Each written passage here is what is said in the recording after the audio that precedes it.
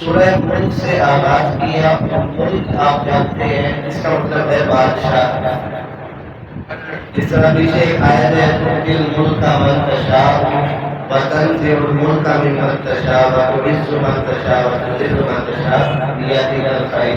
اب یہ جو آیت ہے اس میں اللہ عز و جل نے واضح بتایا کہ اللہ جسے چاہتا ہے بادشاہ عطا فرماتا ہے اور جس سے چاہتا ہے بادشاہ لے لیتا ہے.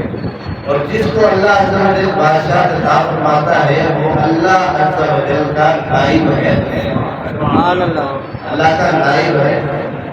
اس لیے جو مصر میں رواج تھا کہ وہ جو اپنے بادشاہ ہوتے کیونکہ وہ یکتا پرست نہیں تھے, اللہ کی عبادت نہیں کرتے تھے, تو لوگ کہتے تھے کہ یہ جو ہمارے بادشاہ ہیں یہ نیم خدا. ان کے جو خدا سے وہ چونکہ اور تھے آمون تھا اس وقت میں جس ان کی پوجا وہ کرتے تھے حضرت یوسف کے دور میں اس کو آمون کہتے ہیں. تو آمون اور جو بادشاہ ہوتا اس کو کہتے ہیں آمون ہوتا, یعنی آمون کا جو نیم درجہ رکھنے والا ہے. اب اس میں اول بھی ہے ثانی بھی ہے.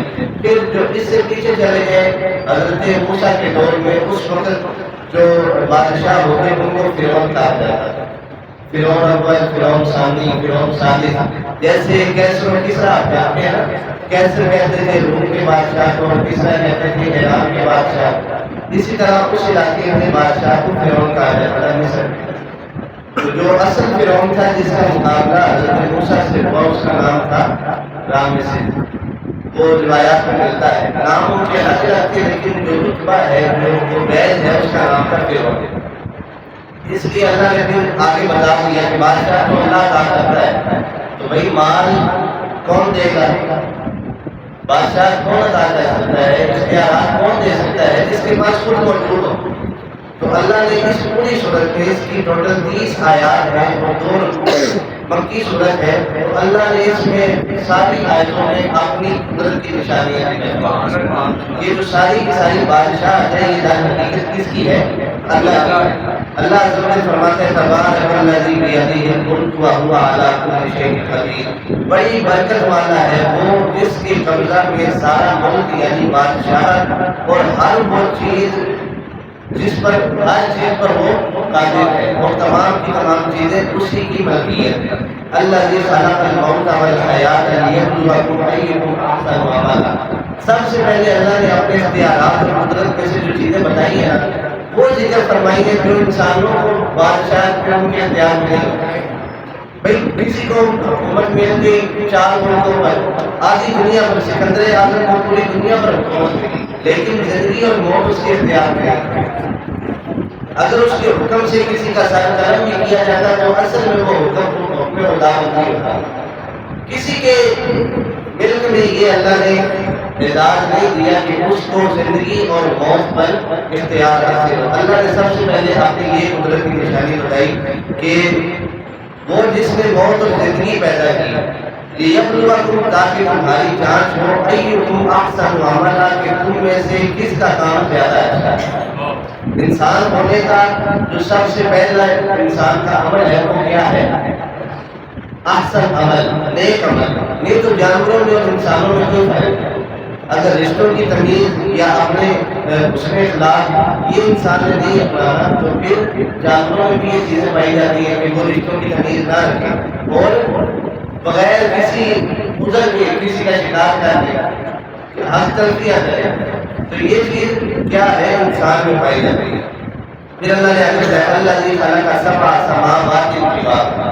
سماوات آسمان کی جمع ہے کہ وہ جس نے 7 آسمان پیدا بنائے ایک کے اوپر دوسرا. ما تری فی خلق الرحمن من تفاوت. اور رحمان کے بنانے میں کیا فرق دیکھا ہے, کسی میں کوئی فرق نہیں رکھا. اور پہلا جو آسمان ہے آسمان دنیا.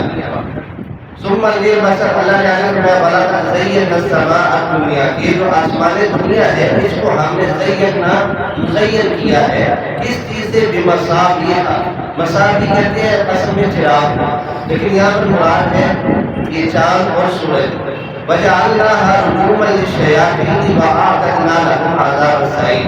یہاں پر ایک تاریخ کا واقعہ ہے کہ حضور علیہ السلام کی ولادت سے پہلے یا آپ کی اعلان نبوت سے پہلے جو اس وقت میں نجومی تھے یا پھر جو بت پرست تھے، ان کے جو بڑے تھے، وہ کیا کرتے؟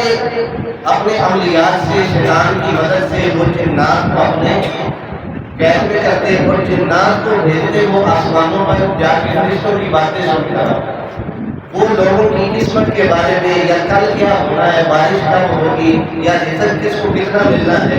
ظاہر ہے جس کی ذمہ اللہ نے ڈیوٹیاں لگائی ہیں، تم نے بارش برسانی ہے، تم نے رزق ریسیو کرنا ہے، تم نے جانیں نکالنی ہے، تو وہ فرشتے آپس میں بھی تو مشورہ کرتے ہیں کہ بھائی میں اس ڈیوٹی پر جا رہا ہوں، میں یہ کام کے لیے جا رہا ہوں۔ اب آسمان پر بھی ایک پروٹوکول ہے، اللہ نے وہاں پر بھی سیکورٹی گارڈ رکھے ہیں، وہاں پر بھی دروازے ہیں، وہاں پر بھی لوگوں کے جانچ پڑتال ہوتی ہے کہ کون اپنے کام کر رہا ہے یا نہیں کر رہا ہے۔ اب یہ جاتے ہوئے جنات تو وہ لوگوں کی باتوں کی، فرشتوں کی باتیں سن کر آتے ہیں، آگے نجومیوں کو بتاتے ہیں، نجومی لوگوں کو کہتے کہ بھائی تمہارے ساتھ کل یہ ہوگا، فلاں دن بارش ہوگی، وہ سن کر آتے ہیں، وہ ان کو بتا دیتے، اور جب ان کی بات سچی ہو جاتی تو لوگ سمجھتے کہ باقی ہے ہمارا مذہب سچا ہے، اور یہ جو ہمارے نجومی ہے یہ رب کے بڑے قریب ہے۔ تو پھر اللہ عز و جل نے جب حضور علیہ السلام کو اعلان نبوت کا حکم دیا، پھر اللہ نے یہ سسٹم بند کر دیا۔